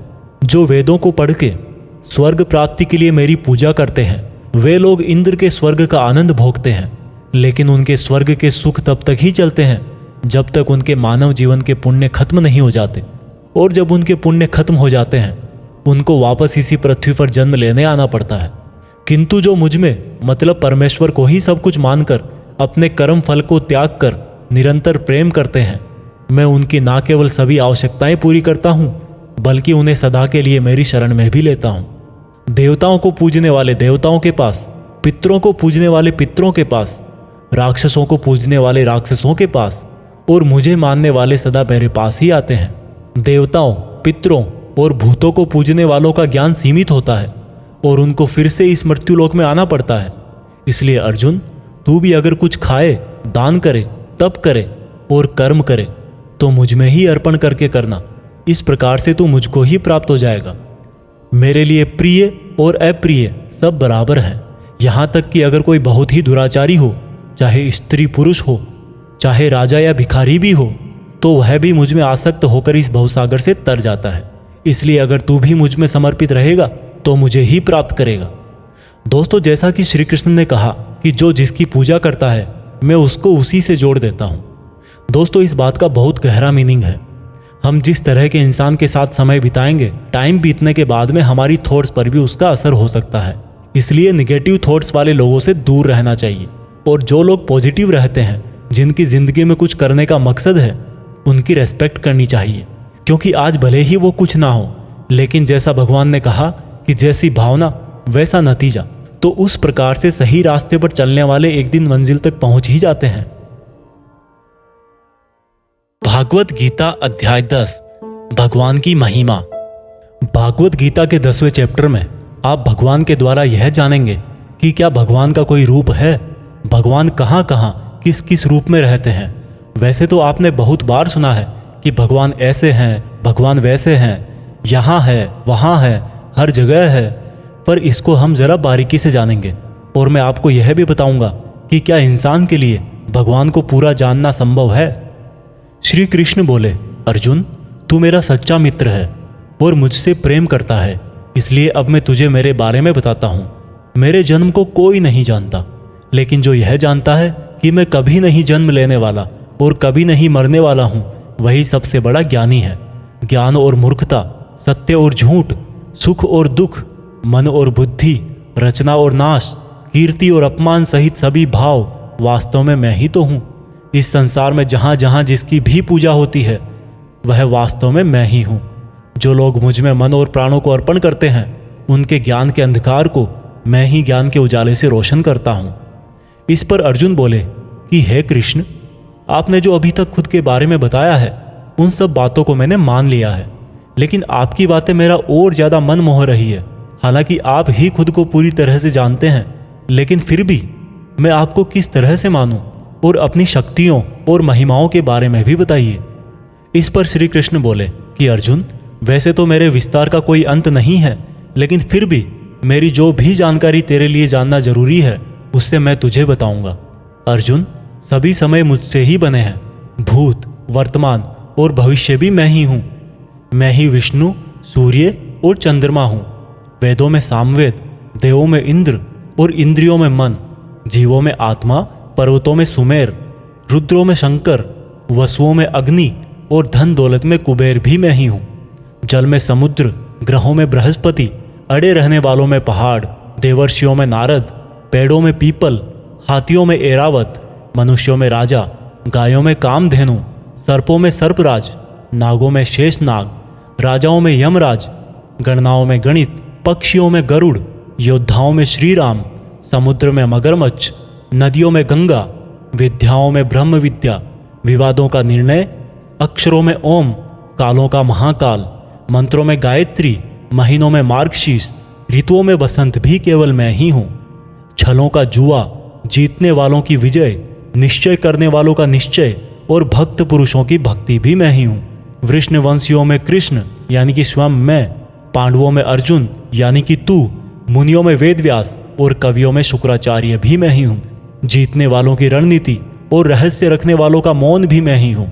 हे अर्जुन, इस ब्रह्मांड में जितना भी जाना और अनजाना है वह सब मैं ही हूँ और मेरा कोई अंत नहीं है। इसलिए हे अर्जुन, मुझे पूरा जानना तेरे लिए किसी काम का नहीं है। बस तू इतना जान ले कि ये संसार तो मेरे एक छोटे से अंश मात्र से ही चलता है। दोस्तों, इस चैप्टर में आप जान गए होंगे कि ऐसी कोई जगह नहीं है जहाँ पर भगवान ना हो। और श्री कृष्ण ने यह भी कहा है कि अर्जुन को ना तो ईश्वर को पूरा जानना जरूरी है और ना ही वो पूरा डिटेल में जान पाएंगे। दोस्तों, इसको आप अपनी लाइफ में इस तरह से रिलेट करो कि जैसे भगवान ने कहा कि मैं अनंत हूँ और तू उतना ही जान जितना तेरे लिए ज़रूरी है। ठीक उसी प्रकार से आपको भी अपनी लाइफ में उन चीज़ों में अपनी एनर्जी और टाइम वेस्ट नहीं करना चाहिए जिनको जानना आपके लिए ज़रूरी नहीं होता। सिर्फ आप इतना ध्यान रखें कि ऐसा कौन सा नॉलेज है जो आपको अपनी मंजिल तक पहुंचाएगा। भागवत गीता अध्याय 11, भगवान का अनंत रूप।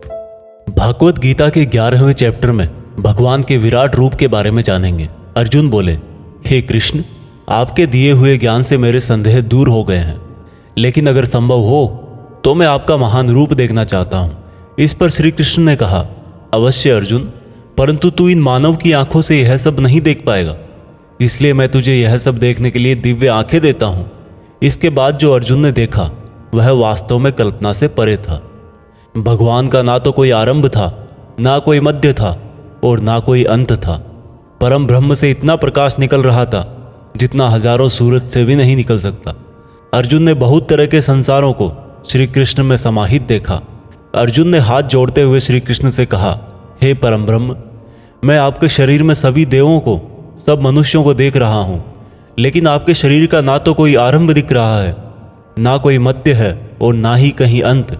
आप में हर तरह के अस्त्र शस्त्र हैं, हर तरह के प्रकाश और सूर्य हैं। स्वर्ग और धरती के बीच का पूरा आकाश मानो आपसे ही भर गया है। कई देवता के समूह आप में प्रवेश कर रहे हैं, कई आपकी वंदना कर रहे हैं, तो कई लोग भयभीत होकर हाथ जोड़े खड़े हैं। आपके अनंत हाथ पैर, पेट, आँखों, मुँह वाले रूप को देखकर समस्त सृष्टि सहित मैं बहुत व्याकुल हो रहा हूँ।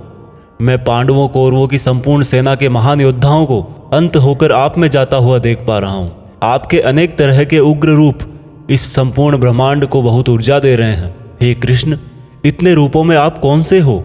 मैं आपको पहचान नहीं पा रहा हूँ। इस पर कृष्ण बोले, मैं हर जगह हूँ और मैं ही समय हूँ। इन सेनाओं के योद्धाओं को नष्ट करने के लिए प्रकट हुआ हूँ। इन सब योद्धाओं की मौत मैं पहले ही लिख चुका हूँ। तू तो सिर्फ इनकी मौत का कारण है, मारने वाला तो स्वयं मैं ही हूँ। इस पर अर्जुन भयभीत लेकिन गदगद होकर बोले, हे भगवान, आपका यह रूप देखकर अब मुझे पता लगा कि क्यों योगी, महर्षि, देवता जैसी आत्माएं आपका पूजन करती है। आप तो सत्य और असत्य से भी परे हैं। आपके इस रूप का वर्णन करने के लिए मेरे पास कोई शब्द नहीं है। आप ही इस जगत के पालनकर्ता और विनाशक हो। आपको कोटि कोटि नमस्कार, आपको कोटि कोटि नमस्कार, नमस्कार। आपके लिए हर दिशा से नमस्कार, क्योंकि आपका कोई आदि नहीं है, मध्य नहीं है और अंत भी नहीं है। हे प्रभु, मैंने जाने अनजाने में आपको भाई, कृष्ण, मित्र कहा है और कई बार लोगों के सामने आपका मजाक भी उड़ाया है। मुझे आपके इस सत्य का पता नहीं था, इसलिए अगर संभव हो तो मुझे क्षमा कीजिए। मैं आपकी वंदना करता हूँ। पिता जैसे पुत्र को और सखा जैसे सखा को क्षमा कर देता है, वैसे ही आप भी मुझे क्षमा करें। आपके इस रूप को देखकर मैं खुश भी हो रहा हूँ और भयभीत भी हूँ, इसलिए अब कृपा करके आप अपना प्रसिद्ध चतुर्भुज विष्णु रूप दिखाइए। मैं आपको मुकुट, चक्र और गदा के साथ देखना चाहता हूँ। इस पर श्री कृष्ण बोले कि अर्जुन, मैंने तेरे आग्रह पे वह रूप दिखाया है जिसको आज तक कोई मनुष्य नहीं देख पाया है और ना ही देख पाएगा। मेरे इस रूप और अनंत आकार को देखकर तू व्याकुल भी ना हो और पागल भी ना हो, और अब तेरी इच्छा अनुसार तू मेरा चतुर्भुजी रूप भी देख। इस प्रकार से श्री भगवान ने अपना चतुर्भुजी रूप दिखाकर अर्जुन का साहस बंधाया और अनंत रूप से उत्पन्न हुई व्याकुलता भी दूर करी। इस पर अर्जुन बोले कि हे कृष्ण, अब मैं आपके इस रूप को देखकर फिर से शांत हो गया हूँ। कृष्ण बोले, अर्जुन, जो चतुर्भुजी रूप तुमने अभी देखा है वो बड़ा ही दुर्लभ है और इसको देखने के लिए देवता भी तरसते हैं। यह चतुर्भुजी रूप किसी भी यज्ञ, दान, तप और वेद से देखा जा सकता है, परंतु अर्जुन, जो तेरी तरह मेरा परम भक्त है, कर्तव्य परायण है, वासना और बैर रहित है, वह अंत में मुझे ही प्राप्त होता है। इसलिए मैंने यह रूप तुझे दिखाया है। दोस्तों, गीता के इस अध्याय से आप आज के टाइम में यह सीख सकते हो कि अगर हम अपनी मेहनत के रास्ते पर सही हैं तो कई बार हमें अपनी सफलता को पाकर विश्वास नहीं होता। हमें पता ही नहीं लगता कि हमने इतनी मेहनत कर ली, और जब सफलता आती है तब भी लगता है कि ये तो बहुत बड़ी है, मैंने इतनी मेहनत तो की ही नहीं थी। और दोस्तों, यही महान लोगों का एक गुण भी है, वो मेहनत करते हैं लेकिन उनको यह भी आभास नहीं रहता कि वो कितनी मेहनत कर रहे हैं। यह उनके बड़प्पन को दिखाता है। भागवत गीता अध्याय 12 भक्ति योग।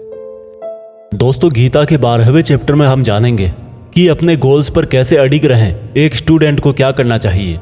अर्जुन ने कहा कि हे भगवान, आपको क्या मानकर पूजना ज़्यादा अच्छा है, रूप या फिर निराकार। श्री कृष्ण ने कहा, जो भक्त मन को एकाग्र करके श्रद्धा से युक्त होकर मुझ सगुण रूप परमेश्वर को भजते हैं, वह मुझे योगियों में श्रेष्ठ लगते हैं। परंतु जो भक्त अपनी इंद्रियों को वश में करके मन बुद्धि से परे मेरे अविनाशी रूप पर ध्यान लगाते हैं, वह मुझे ही प्राप्त होते हैं। जो भक्त अपने कर्मों को मुझ में अर्पण करके मेरा चिंतन करते हैं, वो भी मुझे ही प्राप्त होते हैं। इसलिए तू मन को मुझ में ही लगा, और अगर तेरे लिए मन को वश में करना संभव नहीं है तो तू योग द्वारा मुझको प्राप्त करने का प्रयत्न कर। जिसके क्रोध और सभी द्वेष समाप्त हो गए हैं, वह भक्त मुझे बहुत पसंद है। अगर तू मन को रोकने के अभ्यास में भी असफल है तो तू मेरे लिए ही कर्तव्य परायण हो जा और कर्म फल का त्याग कर दे। अभ्यास से ज्ञान श्रेष्ठ है, ज्ञान से मुझ परमेश्वर का ध्यान श्रेष्ठ है, और इस ध्यान से भी श्रेष्ठ है सभी कर्मों के फल का त्याग करना, जिससे तुरंत ही शांति मिलती है।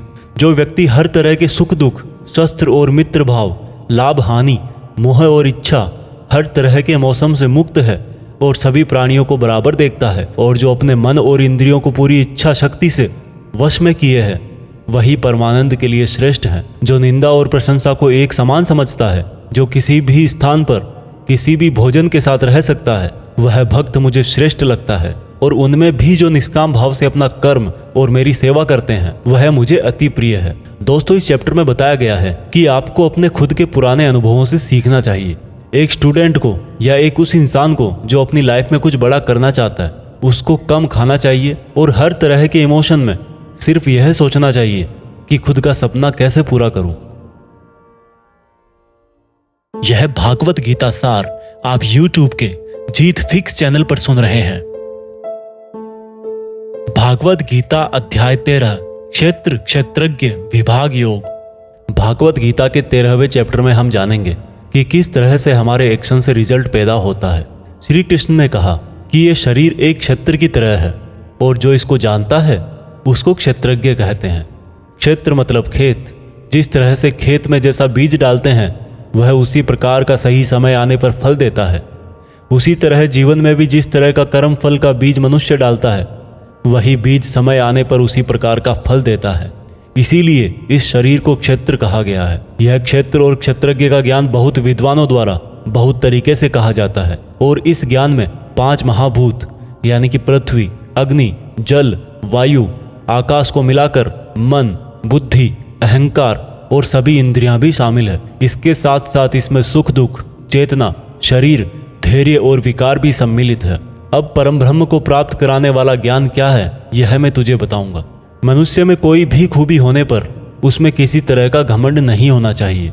किसी भी प्राणी को सताना नहीं चाहिए। दूसरों के प्रति क्षमा भाव होना चाहिए। गुरु की सेवा की जानी चाहिए। मन और वाणी में सरलता होनी चाहिए। मन और समस्त इंद्रियों पर पूरा वश होना चाहिए। किसी भी तरह के भाव में नहीं बहना चाहिए। संतान, जीवन साथी, घर और धन में मोह नहीं होना चाहिए। अच्छे और बुरे में भी मन और बुद्धि की स्थिरता होनी चाहिए। वासना वाले लोगों से दूरी होनी चाहिए। एकांतवास में मन का शुद्धिकरण करना चाहिए। मुझ परमेश्वर में पूरी तरह से समर्पण और ध्यान मग्न रहना चाहिए। हे अर्जुन, अब मैं तुझे परम ब्रह्म के बारे में कहूँगा। वो सर्वव्यापी है। वह सब इंद्रियों के साथ भी इंद्रियों के बिना है, और वह निर्गुण होकर भी सभी गुणों के साथ है। वह सभी सजीवों और निर्जीवों में है। वह दूर भी है और पास में भी, लेकिन फिर भी जानने में नहीं आता। वह ब्रह्मा की तरह जीवन उत्पन्न करता है, विष्णु की तरह पालन करता है, और शंकर की तरह विनाश भी करता है। वह अलग अलग कालों में होते हुए भी एक जैसा लगता है, और एक ही काल में भी अलग अलग तरह का होता है। वह माया का भी महामाया है, परम ब्रह्मों से भी परम है, और सब प्राणियों के साथ उनके हृदय में निवास करता है। परंतु इसके बाद भी यह जानने के योग्य है, हे अर्जुन, इस प्रकृति और पुरुष का भी कोई आरंभ नहीं है, क्योंकि प्रेम और घृणा और तीनों तरह के गुण अर्थात सत, रज और तम भी प्रकृति से ही आते हैं। कार्य और कार्यों को करने वाली इंद्रियां भी प्रकृति से ही उत्पन्न होती है। प्रकृति से जन्मा मनुष्य प्रकृति के ही गुणों को भोगता है और इन्हीं गुणों के भोग के अनुसार ही उसका जन्म और मरण तय होता है।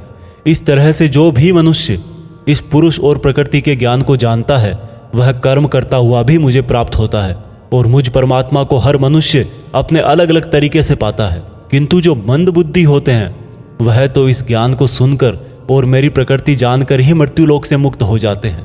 जो मनुष्य सभी कर्मों को प्रकृति से ही होने वाला मानता है वह अपनी आत्मा को अकर्ता समझकर इस भवसागर से पार हो जाता है।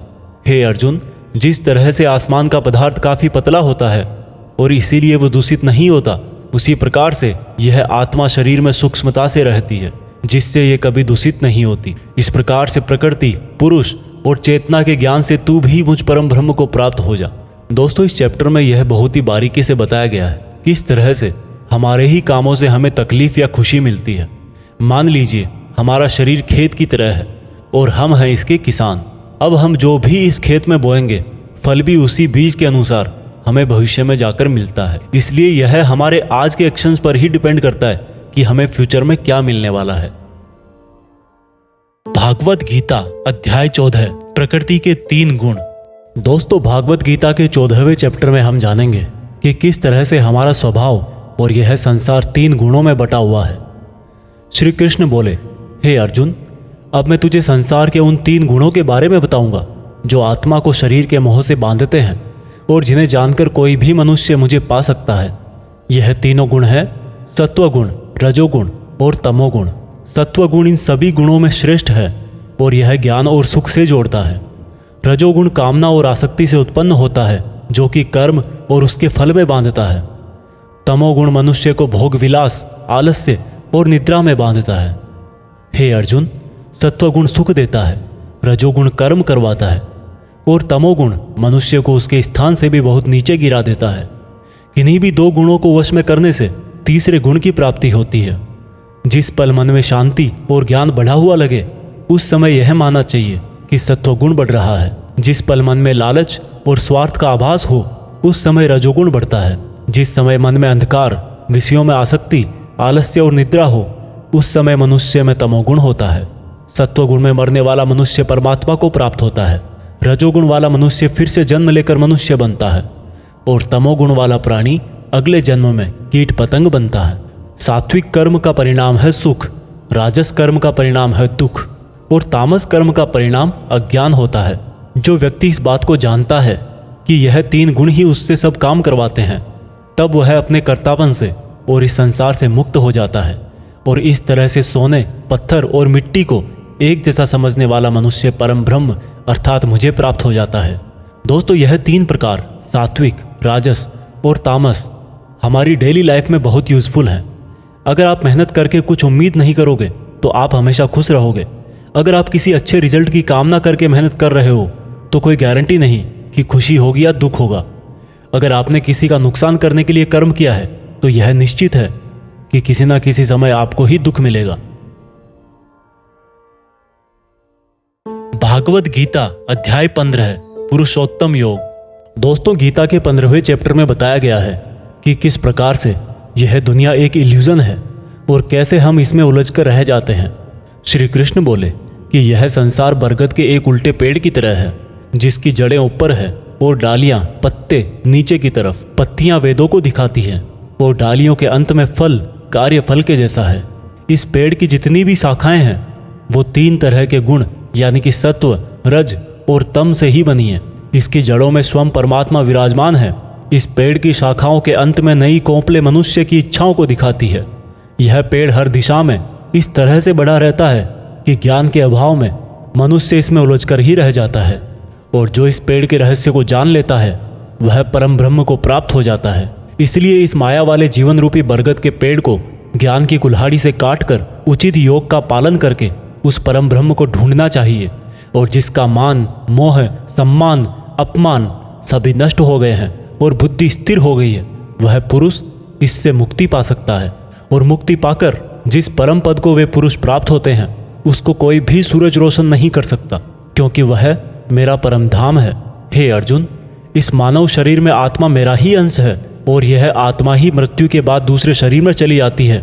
यह शरीर कान, आँख, त्वचा, जीभ, नाक और मन से ही इन इंद्रियों का और वासनाओं का सेवन करता है और यह केवल ज्ञानी जन ही जानते हैं। इस संसार में शरीर नाशवान है और आत्मा अविनाशी है और इन सब में सबसे श्रेष्ठ है परमात्मा, जो कि सब लोगों का पालन पोषण करता है। इसलिए मैं ही पुरुषोत्तम हूँ। दोस्तों, इस चैप्टर में हमने देखा कि हम जिंदगी में बहुत बार उस चीज़ के पीछे भागते हैं जिसको हासिल करके भी हमारी इच्छा खत्म नहीं होती। हम जितनी इच्छाएं पूरी करते हैं उतनी ही और बढ़ जाती हैं। इसलिए उस इंसान को जिसको लाइफ में कुछ बड़ा करना है, उसको अपने डिटर्मिनेशन से उन इच्छाओं के जाल को काट देना है। तभी वह इस इल्यूजन वाले ट्री से परमात्मा को, यानी कि आपकी पर्सनल लाइफ के केस में सक्सेस को ढूंढ पाएगा।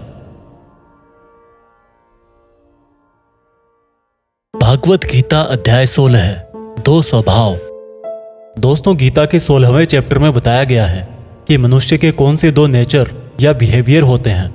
श्री कृष्ण बोले, हे अर्जुन, इस संसार में 2 तरह के स्वभाव हैं, देवीय स्वभाव और असुरी स्वभाव, यानी कि देवता के समान और राक्षस के समान। पहले मैं तुझे देवीय स्वभाव के बारे में बताऊंगा। कभी भय ना करना, अपने मन को शुद्ध रखना, हमेशा परमात्मा को ही याद करना, इंद्रियों को वश में रखना, धर्म ग्रंथों का पाठ करना, किसी भी जीव को कष्ट नहीं देना, हर तरह के भाव में सम रहना, हर जीवात्मा को बराबर समझना, कभी क्रोध और मोह ना करना, क्षमा करना, धैर्य रखना और यहाँ तक कि अपने ही गुणों का भी अभिमान नहीं करना देवीय स्वभाव है। अब मैं तुझे असुरी स्वभाव बताऊंगा। घमंड, क्रोध, सांसारिक आसक्ति, नफरत, अज्ञान, वासनाएं, आशाएं करना और शरीर को इंद्रियों के वश में रखना असुरी स्वभाव है। असुरी स्वभाव वाले ना तो सम्मान से बात करते हैं और ना ही सत्य बोलते हैं। बुरे कर्मों से जिनका स्वभाव पूरी तरह से नष्ट होकर बुद्धि मंद हो चुकी है और जो इस संसार में सिर्फ नाश का कारण ही बनते हैं, इन व्यक्तियों की इच्छाएं कभी पूरी नहीं होती। उन व्यक्तियों का सुख सिर्फ इंद्रियों के सुख तक ही सीमित है। वह हमेशा और अधिक वस्तुएं प्राप्त करने में ही लगे रहते हैं। वह हर काम को करने वाला खुद को ही मानते हैं। वे सिर्फ दिखावे के लिए ही धर्म और दान करते हैं। देवीय स्वभाव से मुक्ति होती है, जबकि असुरी स्वभाव से बंधन उत्पन्न होता है। असुरी स्वभाव वालों को तो मैं बार बार असुरों में ही जन्म देता हूँ। इस तरह से असुरी हमेशा नीचे गिरते रहते हैं। हे अर्जुन, काम, क्रोध और लोभ ही नरक के 3 द्वार हैं। इसलिए इनको जितना जल्दी हो छोड़ देना चाहिए। जो भी मनुष्य इन तीनों नरक के द्वारों को छोड़ देता है वह तो फिर मेरे ही आश्रय में आता है। इसलिए हे अर्जुन, तू शास्त्रों सहित इस देवीय स्वभाव को प्राप्त करके आगे बढ़ता जा। दोस्तों, इस चैप्टर का मीनिंग तो आपको आसानी से समझ में आ ही गया होगा। आखिर में जो 3 नेगेटिव फैक्टर्स बताए गए हैं, वासनाएं, गुस्सा और लोभ, यह सबसे बड़े दुश्मन है। इनसे जरा बच के रहना। भागवत गीता अध्याय 17, श्रद्धा के रूप। दोस्तों, गीता के 17वें अध्याय में आप जानेंगे कि कर्मों को, भोजन को, यज्ञ को, तप को, ज्ञान वगैरह को कौन से 3 भागों में बांटा गया है। अर्जुन बोले, हे कृष्ण, जो मनुष्य शास्त्रों को छोड़कर देवों की पूजा करते हैं वो क्या है, सात्विक, राजस या तामस? कृष्ण बोले, हे अर्जुन, जो व्यक्ति देवों को पूजते समय जिस तरह का विचार रखते हैं वे उसके हिसाब से ही सात्विक, राजस या तामस बनते हैं। सात्विक लोग देवताओं को पूजते हैं, राजस यक्ष और राक्षसों को और तामस प्रेतों को।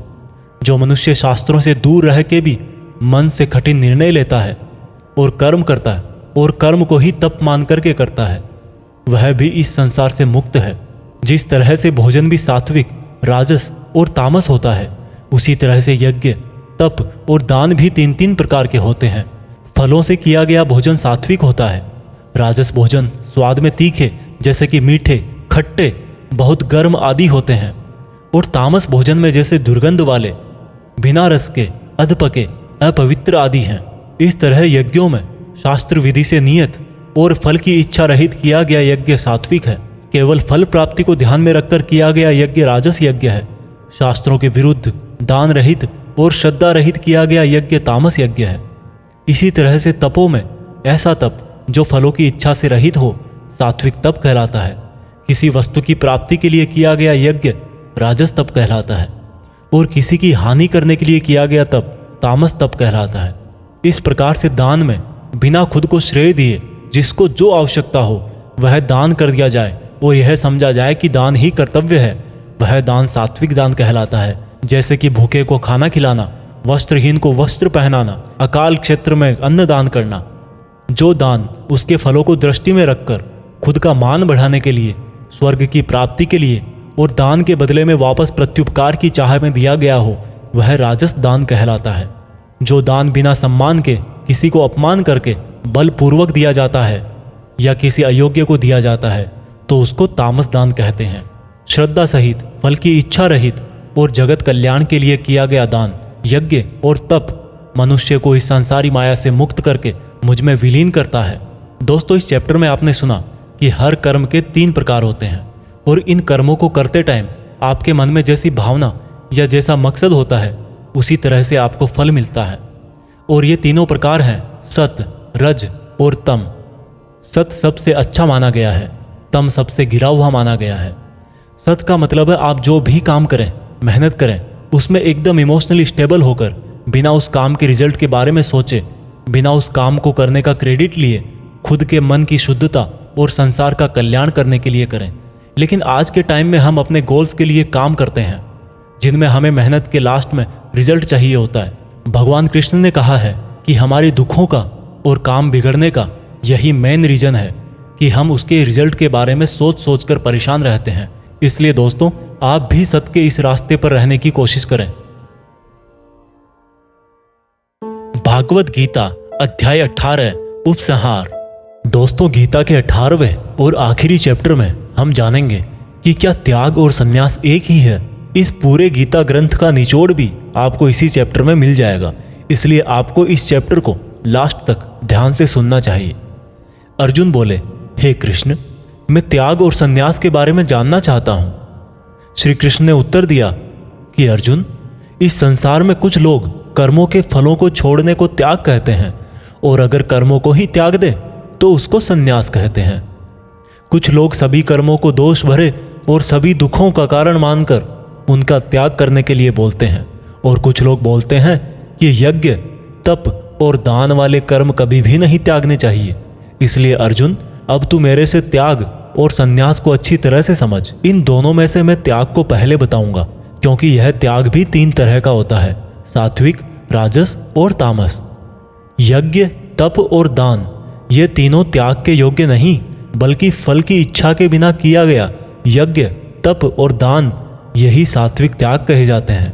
मतलब जो शास्त्रों में दिया गया कर्म और धर्म जिसमें फल और आसक्ति ना हो उसको सात्विक त्याग कहा जाता है। कोई मनुष्य अगर सभी कर्मों को यह समझकर त्याग दे कि यह कर्म ही दुखों का कारण है तो यह त्याग राजस त्याग कहलाता है। किसी अन्य मोह के कारण अगर किसी कर्म का त्याग कर दिया जाए तो त्याग को तामस त्याग कहते हैं। जो व्यक्ति किसी भी काम से ना तो प्रेम करता है और ना ही नफरत करता है, ऐसा बुद्धिमान व्यक्ति ही सच्चा त्यागी है। मनुष्य शरीर कितना भी प्रयास कर ले लेकिन वो फिर भी पूरी तरह से कर्म को नहीं छोड़ सकता, जैसे कि सांस लेना। इसलिए कर्मों के फलों को छोड़ देना ही सच्चा त्याग होता है। जो लोग कर्म फलों का त्याग इस संसार में नहीं करते हैं उनके कर्म फल मृत्यु के बाद भी उनका पीछा नहीं छोड़ते हैं। हे अर्जुन, मनुष्य मन, वाणी और शरीर से जो भी अच्छा या बुरा काम करता है वह 5 तरह से होता है। करने वाले के द्वारा, उसके शरीर के द्वारा, उसकी ज्ञानेंद्रियों के द्वारा, उसकी कर्मेंद्रियों के द्वारा या फिर उसके पूजनीय देवताओं के द्वारा। ज्ञाता, ज्ञान और ज्ञेय ये 3 प्रकार की कर्म प्रेरणा है। कर्ता, कारण और क्रिया ये 3 तरह के कर्म संग्रह है। अर्जुन, ज्ञान, कर्ता और कर्म ये तीनों भी 3 तरह के हैं। जिस ज्ञान में परमात्मा को अमर और अनंत माना जाता है वह ज्ञान सात्विक है। जिस ज्ञान में परमात्मा को अलग अलग समयों में अलग अलग नामों से जाना जाता है वह राजस ज्ञान है। और जो ज्ञान सात्विक ज्ञान और राजस ज्ञान के बाहर है वह तामस ज्ञान है। जो कर्म श्रद्धा रहित और फल की इच्छा के बिना किया जाता है वह सात्विक कर्म कहलाता है। जो कर्म कुछ पाने के लिए किया जाता है वह राजस है और जो कर्म किसी का नुकसान करने के लिए किया जाता है वह तामस कर्म है। इस प्रकार से सात्विक कर्म करने वाला सात्विक कर्ता, राजसी कर्म करने वाला राजसी कर्ता और तामसिक कर्म करने वाला तामसिक कर्ता कहलाता है। इस तरह बुद्धि और संकल्प भी 3-3 तरह के होते हैं। हे अर्जुन, सात्विक कर्म, राजस कर्म और तामस कर्म करने वालों की बुद्धि और संकल्प ये भी क्रमशः सात्विक, राजस और तामस होते हैं। हे अर्जुन, सुख भी 3 तरह के होते हैं। बिना किसी कर्म फल के परम ब्रह्म में ध्यान लगाकर मिलने वाला सुख सात्विक सुख होता है। बल, बुद्धि, शक्ति, राज्य इत्यादि की प्राप्ति राजस सुख है। नींद, आलस्य और वासना इत्यादि तामस सुख है। इस पूरे ब्रह्मांड में इन तीनों प्रकार के अलावा और कुछ भी नहीं है। हे अर्जुन, ब्राह्मण, क्षत्रिय, वैश्य और शूद्र इन चारों के कर्म इनके गुणों के आधार पर बांटे गए हैं। अपनी मन और इंद्रियों को वश में रखना, सभी प्राणियों का भला करना, धर्म का पालन करना, बिना कर्ता भाव के कर्म करना, परमात्मा में ध्यान लगाना, ये सब गुण जिसमें होते हैं उसको ब्राह्मण कहना चाहिए। बल, बुद्धि, दान, वीरता, शासन ये सब क्षत्रिय के कर्म है। खेती, व्यापार इत्यादि वैश्य का काम है तथा इन सब वर्णों की सेवा करना शूद्र का कर्म है। हे अर्जुन, दूसरों के धर्म और कर्म से तो अच्छा है भले ही कम गुणों वाला हो, लेकिन अपना ही कर्म और धर्म निभाएं, और ऐसा करना ही मोक्ष के द्वार खोलता है। मानव कर्मों में कुछ ना कुछ कमियां तो रहती ही है, फिर भी उसको खुद का कर्म नहीं छोड़ना चाहिए। जिस तरीके से कोई व्यक्ति भगवान को पा सकता है वह अब मैं तुझसे सारांश में कहूंगा। हमेशा और हल्का भोजन करने वाला, हमेशा और हल्का भोजन करने वाला, अपने देश का धर्म निभाने वाला, इच्छाओं का त्याग करके एकांत में ज्ञान का अध्ययन करने वाला, मन, वाणी, शरीर को वश में रखने वाला, लाभ हानि, सजीव निर्जीव, मित्र शत्रु इन सब को बराबर समझने वाला, घमंड, बल, मोह रहित और शांति सहित भगवान से अनंत भक्ति प्रेम करने वाला सदा के लिए मेरे पास आ जाता है। इस तरह का ब्रह्म योगी ना तो कोई आशा करता है, ना ही स्वयं को या दूसरों को दोष देता है, और ना ही दुख और सुख में विचलित होता है। इस तरह का परम योगी सब कर्म करता हुआ भी स्वयं को कर्ता ना समझकर मुझ परमात्मा को ही कर्म करने वाला समझता है। हे अर्जुन, इस तरह से तू भी इन बातों को समझकर अगर अपना धर्म और कर्म निभाएगा तो तू भी मुझ में परम पद पाएगा। और अगर तू इस तरह बोलकर कि मैं युद्ध नहीं करूंगा, मेरे ज्ञान को नहीं मानेगा, तो अपने धर्म, कर्म और परमार्थ से भटक जाएगा और नष्ट हो जाएगा। हे अर्जुन, तेरे अंदर भी मैं ही हूँ, इसलिए तू सब मोह छोड़कर और इस माया से बाहर निकलकर अपना कर्म और धर्म युद्ध कर। इसी से तू मुझ भगवान के धाम में ऊंचा स्थान प्राप्त करेगा। अर्जुन, मैंने पूरे रहस्यमयी और गोपनीय ज्ञान तुझे अच्छी तरह से बता दिए हैं, फिर भी तू अब जो समझकर करना चाहे वैसा करना। लेकिन अर्जुन, तू मुझे बहुत ही प्रिय है, इसलिए मेरा ही भक्त बन और मुझे ही सदा प्रणाम कर। मैं प्रतिज्ञा करता हूँ कि ऐसा करने से तू मेरे ही पास आएगा। फिर भी यदि तुझे ऐसा लग रहा है कि तू पाप करने जा रहा है, तो जब तू मेरी ही शरण में आ जाएगा तो मैं तेरे पूरे पापों को माफ कर दूंगा। इसलिए तू दुखी मत हो। और अर्जुन, तू इस दिव्य ज्ञान को उस व्यक्ति से मत कहना जो इसको सुनना नहीं चाहता, या भक्ति और कर्म नहीं करना चाहता, या परमात्मा में दोष निकालता हो।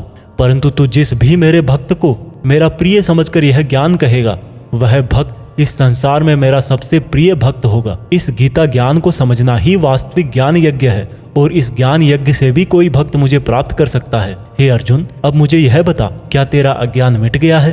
अर्जुन उठकर बोले, हे परम ब्रह्म श्री कृष्ण, मैंने आपका संपूर्ण ज्ञान अपनी बुद्धि में बिठा लिया है और अब मैं स्थिर हूँ, और जैसा आपने मार्गदर्शन किया है मैं ठीक उसी प्रकार से अपने कर्तव्य और धर्म का पालन करूँगा। दोस्तों, चाहे कितनी भी मुश्किलें आए, जो इंसान खुद भगवान कृष्ण की इन बताई गई बातों को फॉलो करता है, उनको अपने जीवन में उतारता है, उसकी ना केवल पूरी प्रॉब्लम सोल्व हो जाती है, बल्कि उसे जीने का, अपने सपनों को हासिल करने का तरीका भी पता लग जाता है। कुछ लोग ये भी बोलते हैं कि गीता ज्ञान सिर्फ हिंदू धर्मों का ग्रंथ है, जबकि भगवान ने खुद कहा है कि व्यक्ति जाति और धर्म से नहीं, गुणों से ब्राह्मण होता है, और इस भागवत गीता पर सभी मनुष्यों का बराबर हक है। आज की ये दुनिया कर्म भूमि है। कर्म और मेहनत का सिद्धांत सबके लिए एक होता है। इसलिए आप सब लोग इस गीता ज्ञान को बार बार सुने, हर एज के पुरुष और महिलाओं को सुनाएं, ताकि आप अपनी कर्मस्थल के अर्जुन बनकर अपने जीवन का लक्ष्य हासिल कर सको। जय श्री कृष्णा, जय हिंद, वंदे मातरम।